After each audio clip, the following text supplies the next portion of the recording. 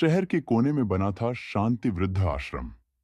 बाहर से देखने पर वह इमारत साधारण थी, लेकिन उसके भीतर कई अनकही कहानियां कैद थीं।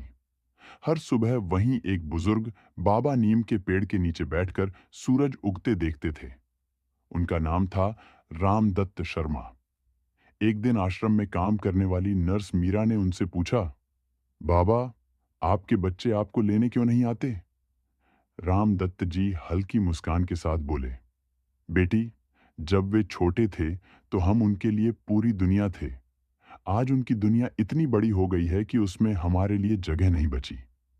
उन्होंने बताना शुरू किया। वे कभी सरकारी स्कूल में मास्टर थे। ईमानदारी से पढ़ाया, बच्चों को संस्कार दिए, अपने बेटे और बेटी को अच्छी शिक्षा दिलाई, बड़ा अफसर बनाया। लेकिन जब पत्नी चल बसी और वे बीमार रहने लगे, तो बच्चों के लिए वे जिम्मेदारी बन गए। बेटा बोला, पापा, हमारे पास समय नहीं है। बेटी ने कहा, पापा, आप यहां रहेंगे तो आपकी देखभाल भी हो जाएगी। और उसी दिन रामदत्त जी इस वृद्ध आश्रम में आ गए। मीरा की आंखें भर आईं।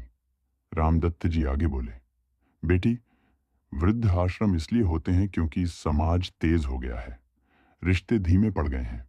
जहां माता पिता कभी बच्चों की ताकत होते थे, आज वे बोझ समझे जाने लगे हैं।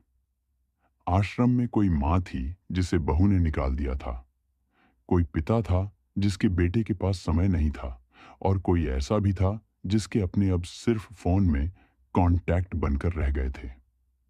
रामदत्त जी ने गहरी सांस लेकर कहा, वृद्ध आश्रम बुरे नहीं हैं, बुरा यह है कि इन्हें जरूरी बना दिया गया। मीरा दो ने सिर झुका लिया। उसी शाम उसने अपने माता पिता को फोन किया और बोली, माँ पापा, मैं जल्दी घर आ रही हूं। कहानी का संदेश, वृद्ध आश्रम इसलिए होते हैं क्योंकि समय बदल गया है, प्राथमिकताएं बदल गई हैं, लेकिन संस्कार कहीं पीछे छूट गए हैं। अगर हम आज अपने माता पिता को समय देंगे, तो कल हमारे लिए भी किसी वृद्ध आश्रम की जरूरत नहीं पड़ेगी।